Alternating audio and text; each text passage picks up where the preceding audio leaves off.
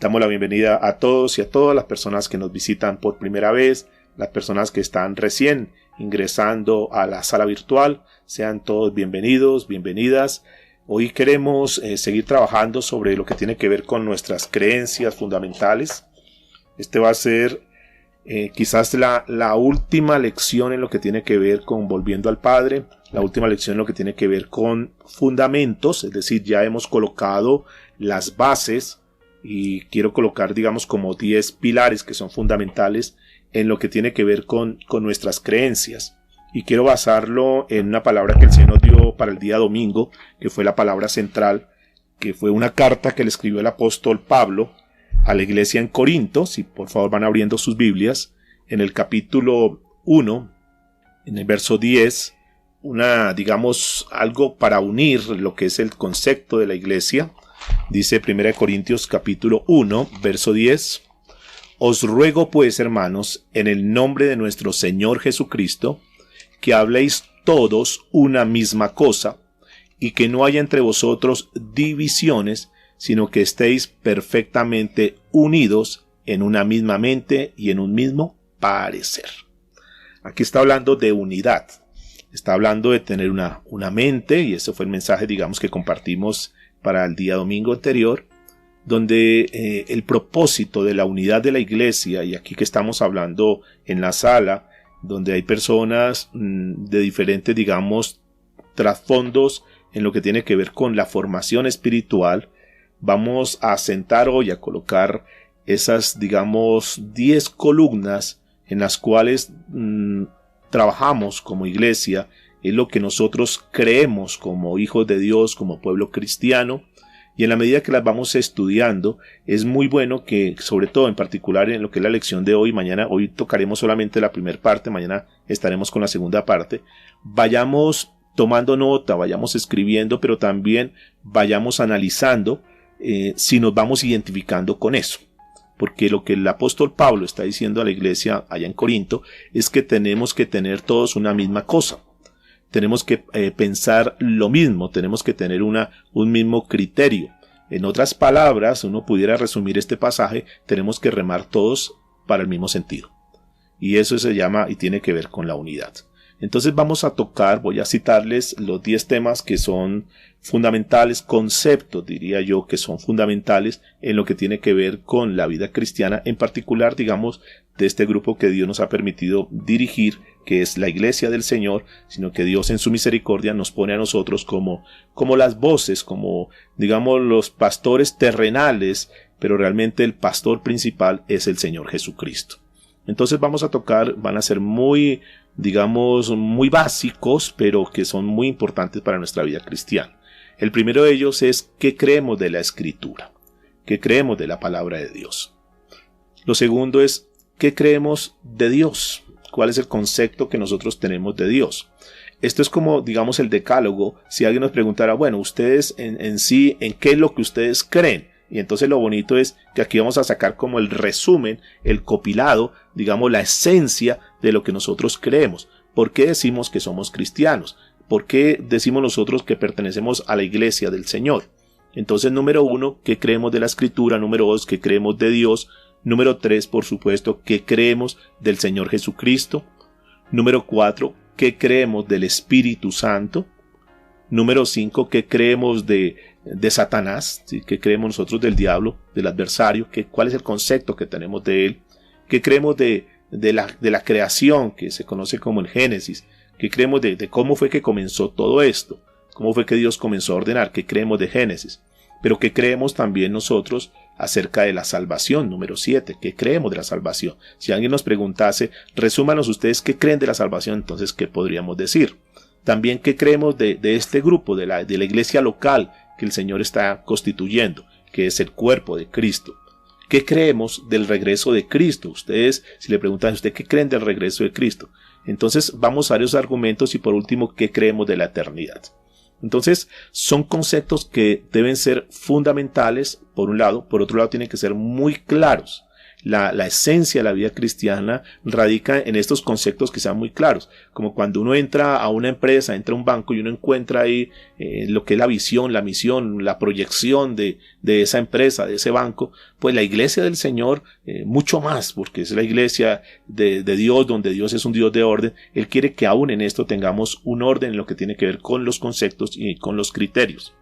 Que de aquí a mañana pues nos preguntasen a todos y todos pudiéramos hablar, como dice el apóstol Pablo, que pudiéramos hablar lo mismo, que no haya divisiones.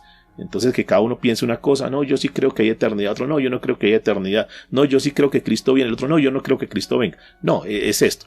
Y de cierta manera, si hay uno de estos puntos en los cuales usted no se identifica, no esté de acuerdo, tranquilo, estamos en la libertad. Simplemente queremos exponer y para que tengamos muy claro qué es lo que nosotros creemos como cuerpo de Cristo en esta tierra, de forma particular con este grupo que Dios está conformando. Entonces vamos a entrar en materia, a tocar el primer punto que tiene que ver con qué creemos de la Escritura, qué creemos de la Biblia, qué creemos de la palabra de Dios. Lo primero que tendríamos que decir es que la Escritura fue inspirada por Dios. Todo lo que está escrito, a pesar que fue escrito por diferentes hombres en diferentes continentes, en diferentes tiempos, nosotros creemos en toda la Escritura. Básicamente en los 66 libros que nosotros conocemos, sin tener en cuenta los libros apócrifos o apócrifa. Nosotros creemos que esos libros no fueron inspiración divina, que fue más bien colocados sin la inspiración de Dios, más bien fue como idea humana, pero realmente no fue la inspiración divina. Creemos en los 66 libros de la Biblia, que fue dada como inspiración de Dios. ¿Y de dónde lo tomamos? Primera de Pedro, capítulo 1, todo lo que les voy a estar comentando, pues está el soporte bíblico para que ustedes lo puedan revisar. Tal vez no vamos a tener tiempo de ir mirando, esperar que todos abran la Biblia, pero sí, por favor, tomen nota y luego ya ustedes con sus apuntes van repasando. Primera de Pedro, capítulo 1, verso 21, dice la Escritura: porque nunca la profecía fue traída por voluntad humana, sino que los santos hombres de Dios hablaron siendo inspirados por el Espíritu Santo. Nosotros creemos eso.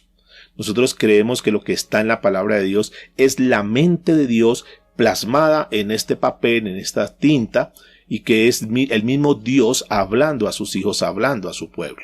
Creemos que Dios prometió preservar la Escritura en una forma inspirada, y por lo tanto, para nosotros creemos que la palabra de Dios es perfecta, que la palabra de Dios no tiene errores, que la palabra de Dios no se contradice. Al contrario, lo que sí sucede es que un versículo con otro se complementa, pero la Biblia nunca se contradice. Y que la misma palabra que nosotros tenemos hoy es la misma palabra que el Señor desde el principio, el Señor, dejó establecida. Dice en 2 Timoteo capítulo 3, verso 15 en adelante, en el primer versículo, perdóneme, segunda de Pedro, capítulo 1, verso 21. El segundo versículo que tenemos como base es 2 Timoteo, capítulo 3, verso 15 en adelante. 2 Timoteo 3, 15 en adelante. Dice la Biblia: y que de la niñez has sabido las Escrituras o las Sagradas Escrituras, las cuales, escuchen por favor, las cuales te pueden hacer sabio para la salvación por la fe en Cristo Jesús. Toda la Escritura es inspirada por Dios y útil para enseñar, para corregir, para redarguir, para instruir en justicia, a fin de que el hombre de Dios, entiéndase obviamente también la mujer de Dios, a fin de que el hombre de Dios sea perfecto, enteramente preparado para toda buena obra. Creemos que la palabra de Dios, la Escritura, la Biblia que nosotros tenemos, es el manual de Dios, es el manual de vida para nosotros. Creemos que cuando nosotros ajustamos nuestra vida a lo que Dios dice a través de su palabra, los resultados para nuestra vida van a ser mucho mejor. Nosotros creemos que los errores que hemos cometido siempre han sido como causa o consecuencia de descuidarnos del consejo de Dios. Porque toda la palabra de Dios, cuando nosotros comenzamos a vivir nuestra vida conforme a la palabra de Dios, nos va a instruir, nos va a corregir, nos va a amonestar, pero también nos va a enseñar, pero también nos entrena, nos prepara para ser las mejores personas en esta tierra. Creemos que Dios la inspiró, y que Dios la ha guardado, Dios la ha preservado a pesar de tantas cosas. Es el libro más vendido, es el libro más leído y han pasado generaciones y generaciones y la palabra de Dios se mantiene intacta. De hecho, la Biblia dice que el cielo y la tierra pasará, pero que su palabra no pasará. La Biblia dice que ni una sola tilde de lo que está escrito dejará de cumplirse. Todo cual, como está escrito, se va a cumplir. Estamos en un tiempo donde se han venido cumpliendo muchas cosas, pero también han pasado tiempos donde se han manifestado y se han cumplido cosas. Entonces creemos que es la inspiración de Dios, que Dios la ha preservado. Creemos que la escritura es preservada por Dios para la gente, digamos para nosotros de habla hispana, para los que tenemos el español. Digamos que una de las versiones, sin que sea la perfecta, digamos que hay equivocaciones en lo que tiene que ver con las traducciones. Pero no es que la Biblia se equivoque, es más, digamos, en el afán de traducir, entonces se podría de pronto distorsionar algo, desviar de cierta manera. Creemos que dentro de todas las versiones que tenemos de habla hispana, una de las versiones más acertadas es la Reina Valera de 1960. Por eso es la Biblia, digamos, el soporte bíblico que nosotros tenemos.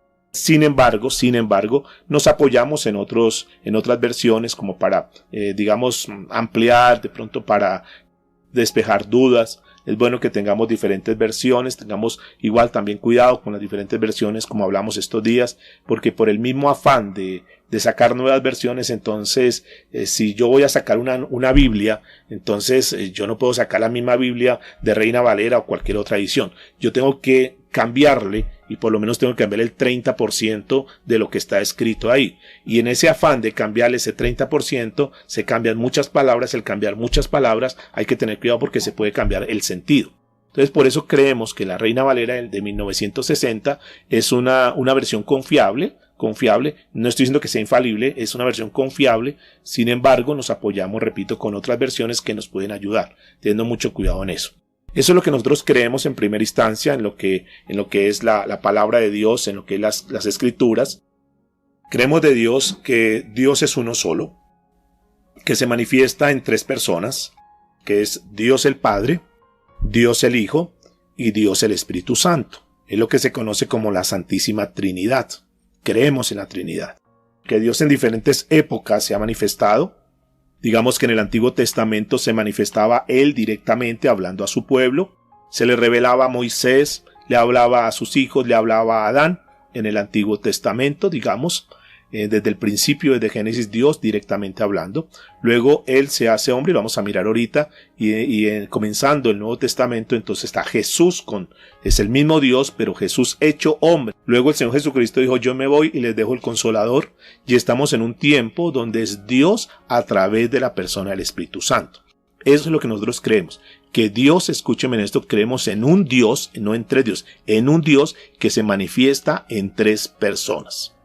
Primera de Juan, capítulo 5, verso 7, dice la Escritura, porque tres son los que dan testimonio en el cielo, el Padre, el Verbo, refiriéndose a Jesús, y el Espíritu Santo, y estos tres son uno, dice la Escritura, Primera de Juan 5, 7.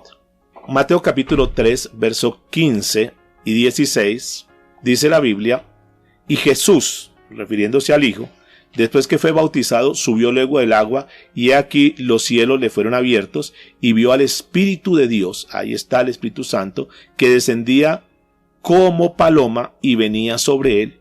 Fíjense que dice como paloma, no es que el Espíritu Santo sea una paloma, descendía como paloma y venía sobre él, y hubo una voz del cielo, ahí está el Padre, que decía, este es mi Hijo amado, en quien tengo complacencia. Hay muchos versículos en la Biblia que nos muestran la Trinidad de Dios, aunque el concepto, aunque el término Trinidad como tal no aparece en la Biblia. Por si de pronto alguien me dice, pastor, muéstreme el versículo donde dice Trinidad. No dice particularmente eso, pero lo está mostrando de cierta manera. Mateo capítulo 28, verso 19, dice que fue la palabra, fue la gran comisión que el Señor Jesucristo dejó aquí en la tierra. Dice, por tanto, id y haced discípulos a todas las naciones, bautizándoles en el nombre del Padre, del Hijo y del Espíritu Santo.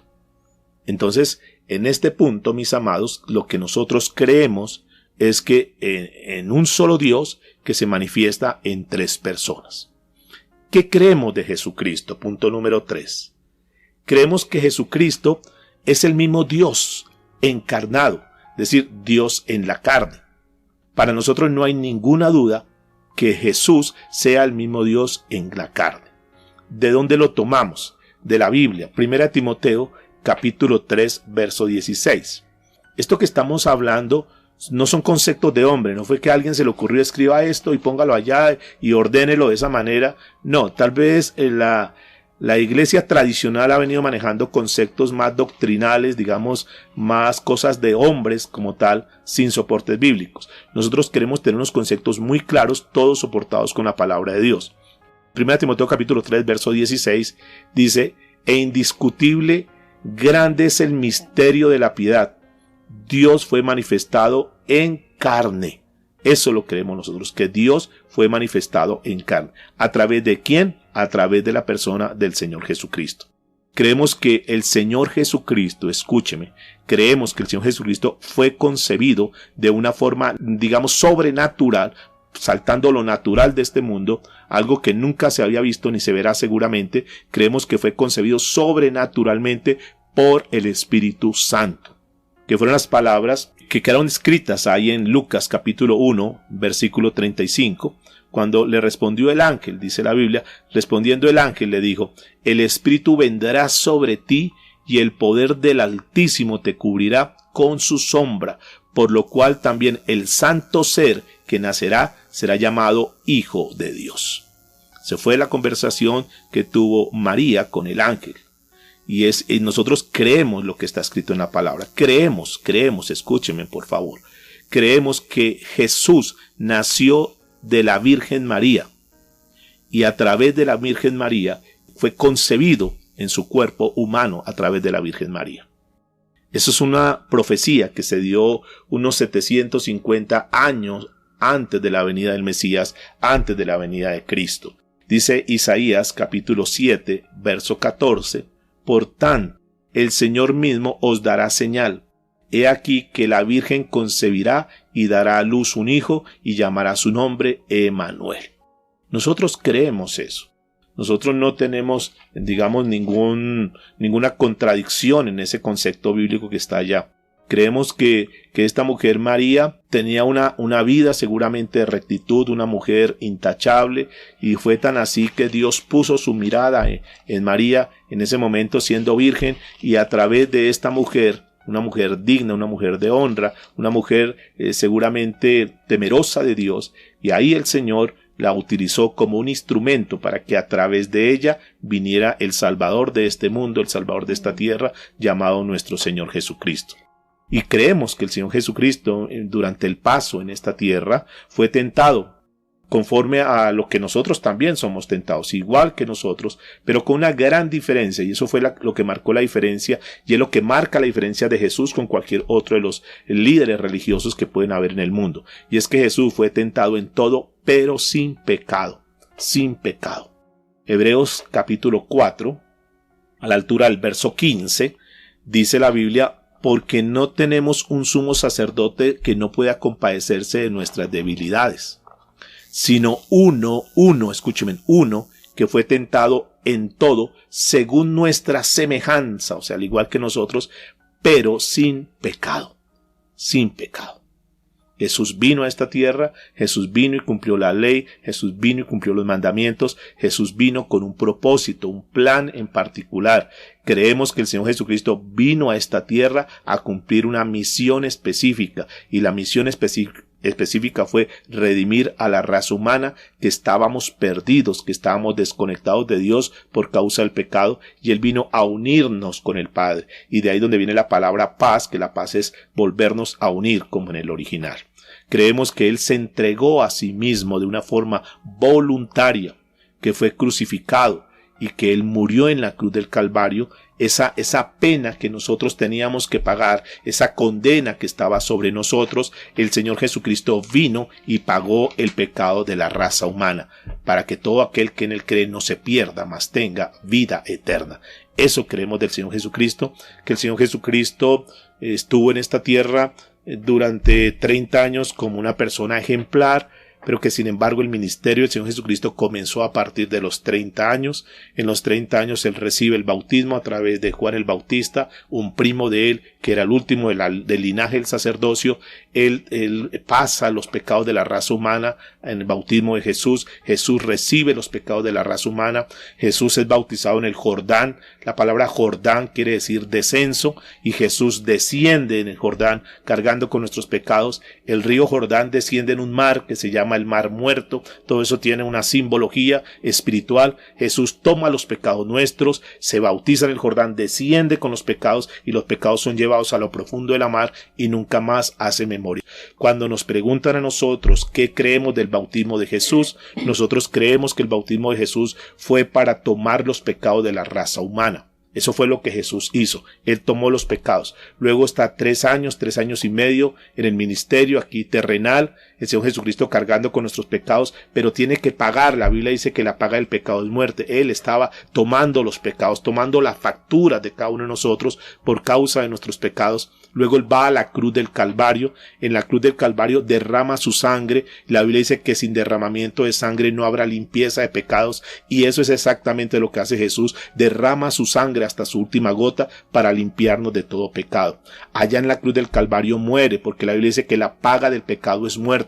Había que pagar esto porque Dios es justo y había alguien que tenía que pagar eso, y ese precio lo paga o Jesús, o lo pagaba Jesús, o lo teníamos que pagar nosotros. Pero él en su gran amor, en Juan 3:16, porque de tal manera amó Dios al mundo que envió a su Hijo Jesús para que todo aquel que en él cree no se pierda, mas tenga vida eterna. Jesús va a la cruz del Calvario y muere. Nosotros creemos que Jesús murió en la cruz del Calvario para pagar por nuestros pecados. La Biblia en Romanos capítulo 5, desde el verso 12 al verso 21, nos muestra que Él se entregó de una forma voluntaria y así pagar la pena que nosotros como hombres merecíamos. Creemos que Jesucristo literalmente murió, pero que no se quedó muerto. Escúcheme, Jesús no se quedó muerto, Jesús no se quedó en una cruz, Jesús no se quedó en una tumba, sino que el Señor Jesucristo al tercer día que estaba en el sepulcro se levantó. Físicamente se levantó, y de una forma corporal nos muestra la Biblia que se manifestó, se evidenció de una forma física a más de 500 personas. Vayan a 1 Corintios, por favor, capítulo 15, verso 3 en adelante. Dice la Biblia: porque primeramente os he enseñado lo que asimismo recibí, que Cristo murió por nuestros pecados, conforme a las Escrituras, y que fue sepultado y que resucitó al tercer día, conforme a las Escrituras, y que apareció a Cefas, después a los 12, después apareció a más de 500 hermanos a la vez, de los cuales muchos viven aún y otros ya duermen. Nosotros creemos en la resurrección del Señor Jesucristo. Mis amados, es la única persona, el único líder espiritual que ha pasado por el proceso de morir y resucitar. Cuando las personas van a buscar en la tumba de Jesús, donde enterraron a Jesús, donde sepultaron a Jesús, no van a encontrar absolutamente nada. Nada. ¿Por qué? Porque Jesucristo resucitó. Si las personas van a la tumba de Mahoma, donde fue sepultado Mahoma, ahí van a encontrar los restos de Mahoma. Si van donde sepultaron a Abraham, allá van a encontrar los restos de Abraham. Si van donde sepultaron a Gandhi, ahí van a encontrar los restos de Gandhi. Y así de todos los líderes religiosos. El único que pudo morir y resucitar se llama el Señor Jesucristo. Y eso nos hace seguramente confiar más y más en Él, porque nos da una promesa, que así como Él resucitó, también los muertos en Cristo resucitarán. Si Él resucitó, Él nos ha dado la promesa a nosotros como cristianos que también vamos a resucitar, y eso nos llena de fe, nos llena de esperanza. Creemos que Cristo ahora, en este momento, en este tiempo, está sentado a la diestra del Dios Padre, que está en el cielo sentado a la diestra de Dios Padre. ¿Por qué lo sabemos? ¿Por qué lo creemos? Porque la Biblia dice en Colosenses capítulo 3, verso 1, dice: si pues has resucitado con Cristo, buscad las cosas de arriba, donde está Cristo sentado a la diestra de Dios. Eso es lo que nosotros creemos de Cristo. Obvio, hay mucho para seguir aprendiendo del Señor Jesucristo. Aquí estoy tratando como de sacar un resumen de nuestras creencias fundamentales, que ese es el título del día de hoy, nuestras creencias fundamentales, para que tengamos conceptos claros y todos estemos en el mismo sentir. Eso es lo que nosotros creemos. Si alguien dice, no, yo creo que Cristo no resucitó, bueno, yo respeto su concepto, respeto su creencia, pero nosotros creemos lo que dice la Biblia porque es la base para nuestra fe cristiana. El punto número 4 que vamos a estar tocando es ¿qué creemos del Espíritu Santo? ¿Qué creemos de la persona del Espíritu Santo? Creemos que el Espíritu Santo es Dios y que Él se manifiesta, digamos, es la misma manifestación de Dios en este tiempo. Tal vez, no sé si alguien en esta época, y si tú lo has visto, pues levanta tu mano, no sé si alguien ha visto a Dios, no sé si alguien de una forma física ha visto al Señor Jesucristo, pero lo que sí hemos sentido es la presencia del Espíritu Santo en nuestras vidas.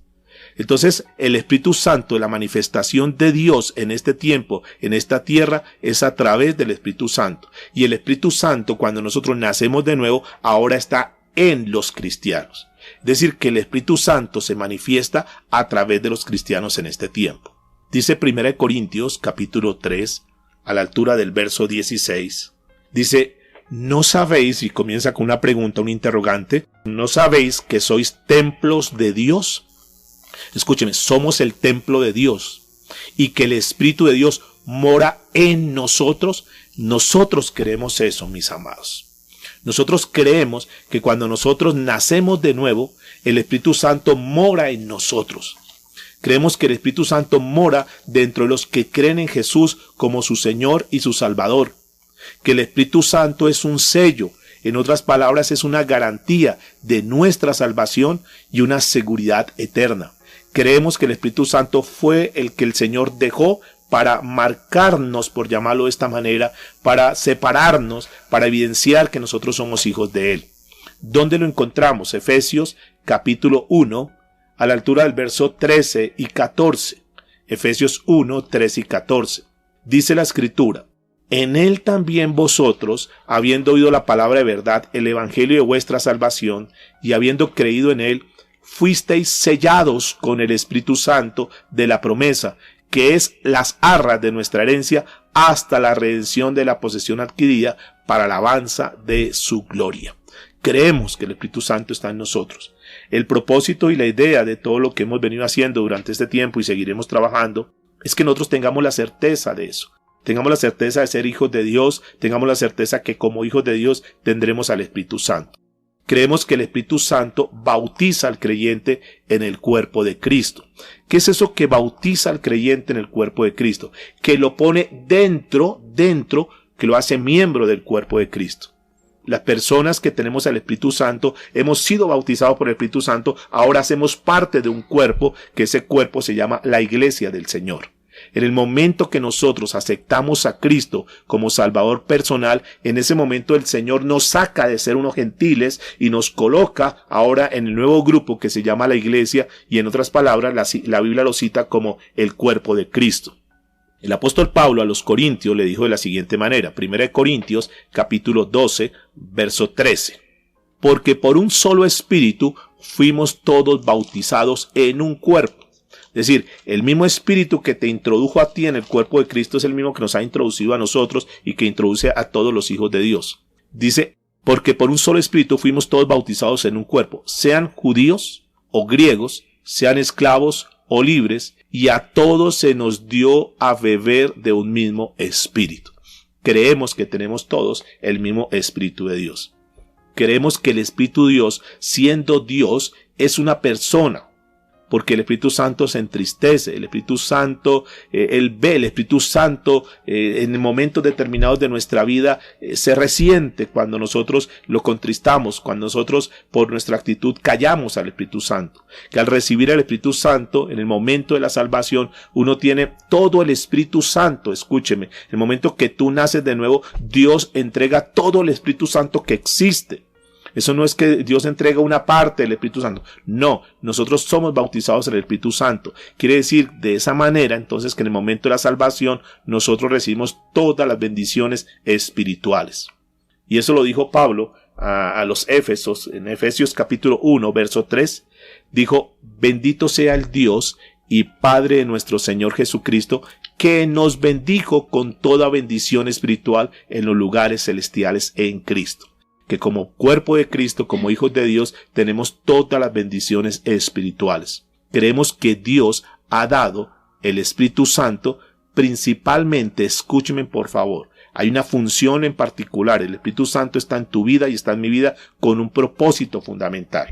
Eso no es simplemente para que nosotros hagamos alarde que yo tengo el Espíritu Santo. Hay una función en particular. El Espíritu Santo fue dado al cristiano para proveer lo que nosotros necesitamos para cumplir nuestra misión en esta tierra. Ustedes y yo tenemos una misión en esta tierra. Y la manera como nosotros podemos cumplir esa misión es a través de la ayuda del Espíritu Santo. Por un lado, digamos que si viéramos la cara de la moneda, sería por un lado, eso es lo que hace el Espíritu Santo. El Espíritu Santo en tu vida lo que hace es transformarte, cambiarme, transformarme, para que cumplamos la misión en esta tierra. Pero por otro lado, el Espíritu Santo fue dejado en esta tierra para convencer al inconverso de sus necesidades y que él se arrepienta de sus pecados y que ponga la fe en Jesucristo para salvación.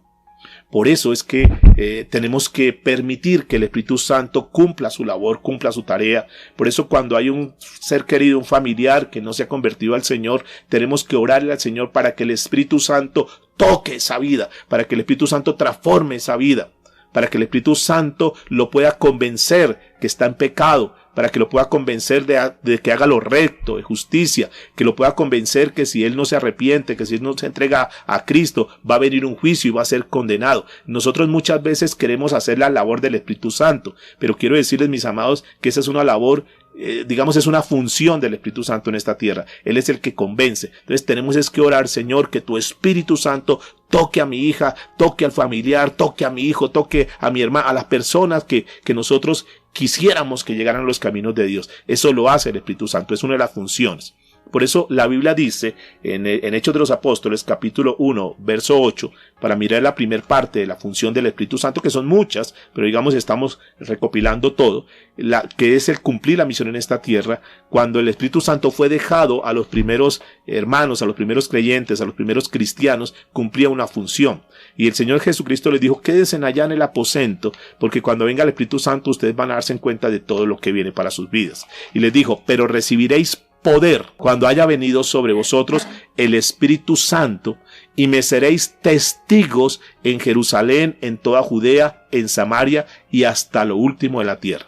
Claro, y tiene mucho sentido, porque cuando el Espíritu Santo está en nuestra vida, Él comienza a revolucionar todo, a cambiar todo. Y cuando nuestra vida comienza a cambiar, entonces podemos ser testigos vivenciales, testigos naturales de lo que el Señor está haciendo en nuestras vidas. Y entonces ellos tomaron el Espíritu Santo, recibieron al Espíritu Santo, Dios les dio el Espíritu Santo, y dice la Biblia que ellos predicaban con denuedo. O sea, ellos se enamoraron tanto de las cosas de Dios, comenzaron a ser transformados, que ellos predicaban la palabra y fueron testigos en las diferentes regiones que el Señor citó en la Biblia.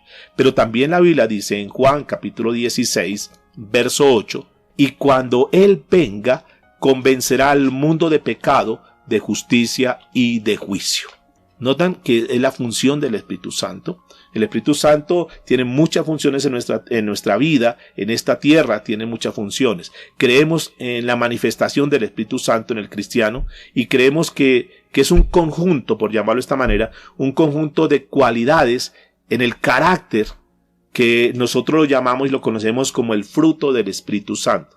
Cuando el Espíritu Santo entra a nuestra vida, Él comienza a cambiar, Él comienza a ajustar, Él comienza a ordenar. Recuerden que Dios es un Dios de orden. Recuerden que el Espíritu Santo era el que se movía cuando la tierra estaba desordenada y estaba vacía. Y fue el Espíritu Santo, fue el poder del Espíritu Santo que comenzó a organizar, comenzó a hacer las cosas. Ese mismo Espíritu Santo, cuando entra a nuestra vida, cuando llega a nuestra vida, Él comienza a revolucionar y a sacar todo lo que nos sirve, y Él comienza a cambiarnos. De tal manera que en la medida que nosotros vamos creciendo en la vida cristiana, ese tipo de obra que el Espíritu Santo está haciendo de una manera interna se comienza a manifestar, y eso es lo que nosotros conocemos como el fruto del Espíritu Santo. El fruto del Espíritu Santo es como una mandarina, que cuando nosotros le quitamos la cascarita a la mandarina encontramos varios gajitos, le decimos nosotros. Así es el Espíritu Santo en la vida de nosotros. Dice la Biblia en Gálatas capítulo 5 al respecto, versículo 22, dice, mas el fruto del Espíritu es amor,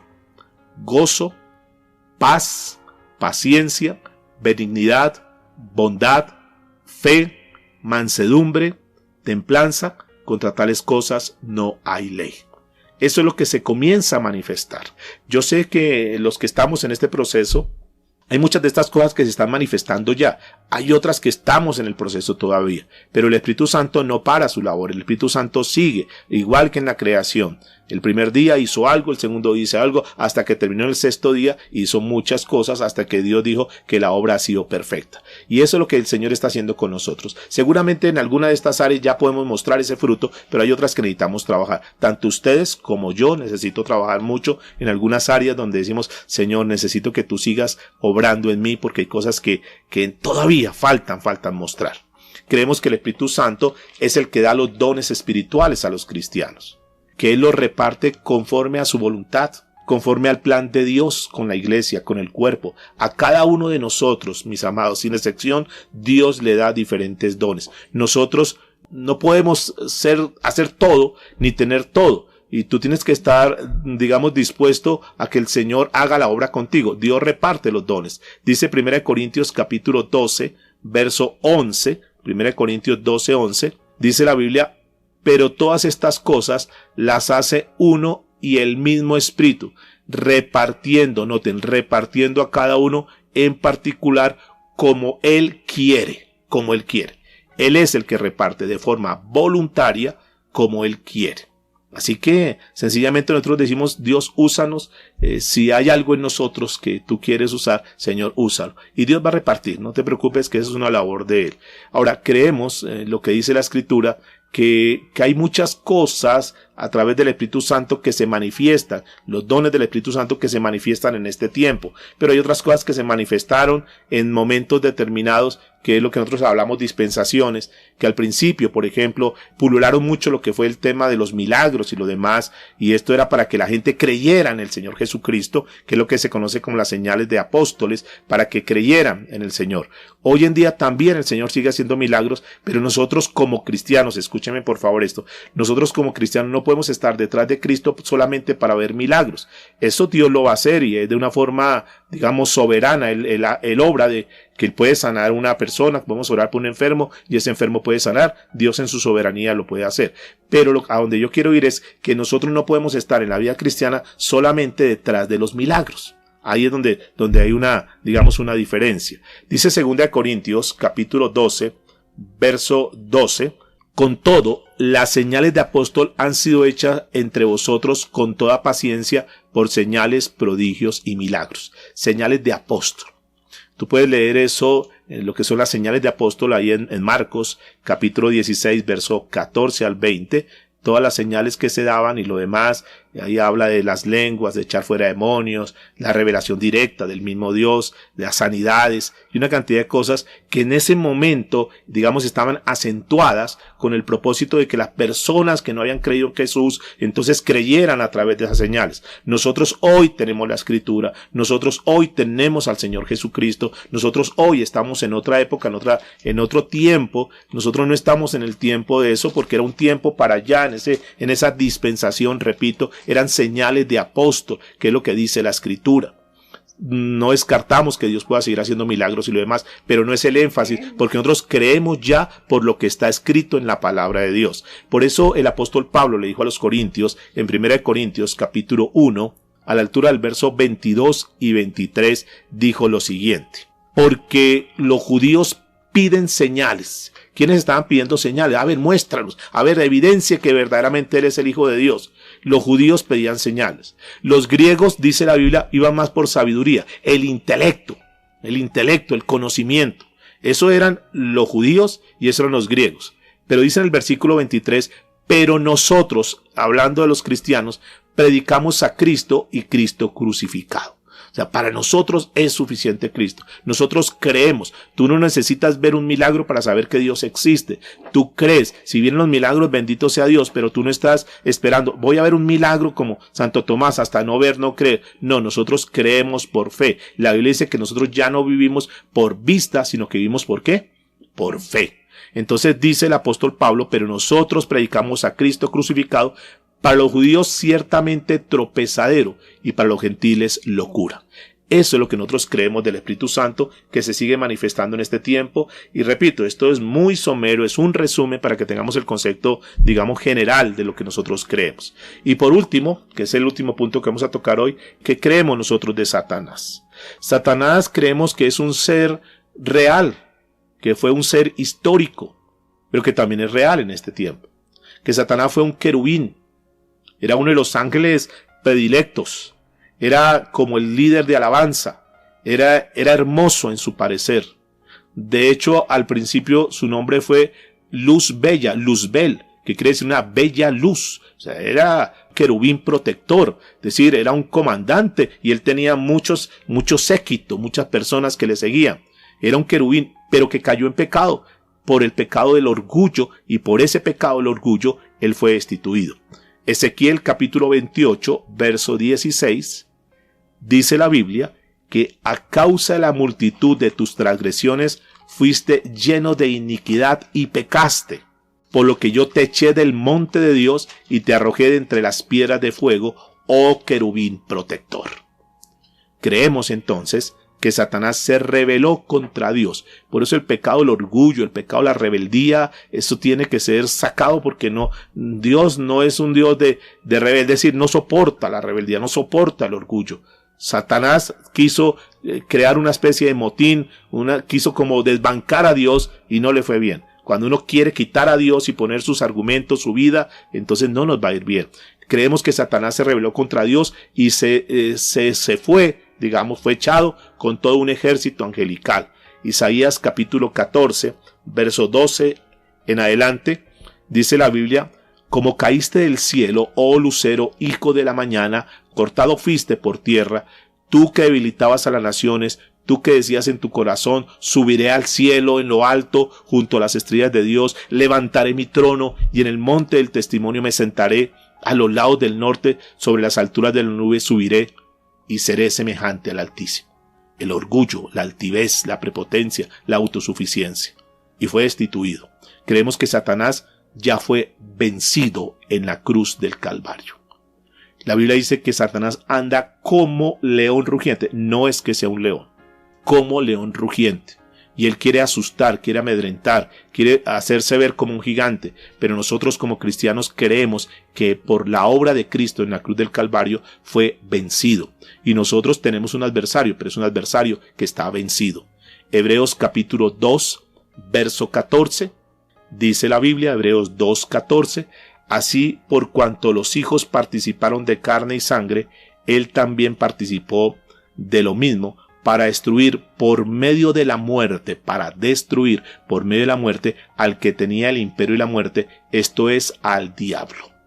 Y la Biblia dice que lo expuso públicamente, le quitó las llaves de la muerte y le dijo: ya la muerte no tiene absolutamente nada que ver conmigo ni con mis hijos. Y él nos dio la victoria. Creemos que Satanás todavía existe, está en el mundo. De hecho, la Biblia dice que es el príncipe del mundo, pero que él sencillamente está esperando la sentencia, ese lago de fuego donde él terminará todo por la eternidad. Dice Apocalipsis 20:10 para terminar: y el diablo que los engañaba, ahí está el final del diablo, por eso decimos que es un enemigo ya vencido, y el diablo que los engañaba, ese es el final de Satanás, el final del diablo. Lo que pasa es que él no se quiere ir solo, y por eso está tratando y está sacando ya su último arsenal, y apunta a las familias, apunta a personas que conocen de Dios, apunta a los niños. Por eso es que la infancia está siendo tan atacada, y hay que tener tanto cuidado, mis amados, porque está cautivando a los niños, está cautivando a los jóvenes, y eso es lo que está pasando. Porque falta una iglesia que verdaderamente se ponga en marcha y comencemos a trabajar y a dar a conocer al Señor Jesucristo. Y Satanás está tratando de tomar ventaja en este tiempo, pero la Biblia dice que él ya fue vencido. Y el diablo que los engañaba, estoy leyendo Apocalipsis 20:10, el diablo que los engañaba fue lanzado en el lago de fuego y azufre, donde está la bestia y el falso profeta, y serán atormentados día y noche por los siglos de los siglos. Él sabe cuál es su final. Él sabe cuál es su final. Y nosotros como iglesia, como pueblo de Dios, más que nunca ahora tenemos que estar tomados de la mano de Dios, no dejarnos cautivar, no dejarnos llevar por de tipo de acechanzas del enemigo, porque sabemos, repito, que él está vencido. Estos son 5 de las 10 creencias fundamentales. Mañana estaremos haciendo la segunda entrega para que nosotros, repito, tengamos los conceptos claros y sepamos y podamos estar identificados en todo lo que el Señor está haciendo con cada uno de nosotros, lo que va a hacer, para dónde vamos, qué es lo que nosotros creemos. Y en ese sentido, entonces nosotros, si ustedes van a decir, me identifico con eso y sabemos, estamos de acuerdo y vamos a seguir trabajando, vamos a seguir avanzando en lo que Dios tiene para nosotros. Oremos al Señor, digámosle: Padre, muchas gracias por iluminarnos, por mostrarnos, Dios Santo. Gracias por tu bendita palabra, que es ese manual para nosotros. Gracias por unificarnos en conceptos, en criterios, en pensamientos, en palabras, Dios. Queremos ser una iglesia unificada. No queremos divisiones, Señor, en este grupo, y seguramente que tú tampoco quieres que la iglesia tuya esté fraccionada, esté dividida. Por eso, la única manera de unirnos como iglesia es a través de tu palabra. Tu palabra es la que nos une. Cuando nosotros tenemos los conceptos y hablamos la palabra y hablamos lo mismo, entonces vamos a tener una iglesia unida. Y sabemos lo que dice tu palabra, que cuando estamos unidos, Señor, somos fuertes. Y eso es lo que queremos, ser una iglesia madura, una iglesia fuerte, una iglesia sólida, no una iglesia endeble, no una iglesia que se deje manejar simplemente por experiencias humanas, sino una iglesia que esté basada y fundamentada por la palabra de Dios. Y es lo que tú dices, Señor, que cuando nosotros edificamos la casa sobre la roca, aunque vengan pruebas, dificultades, problemas, aunque la tierra se mueva, Señor, nosotros nos mantenemos. Y eso es lo que queremos, Dios. Te damos muchas gracias, Señor, en el nombre de Jesús. Amén y amén.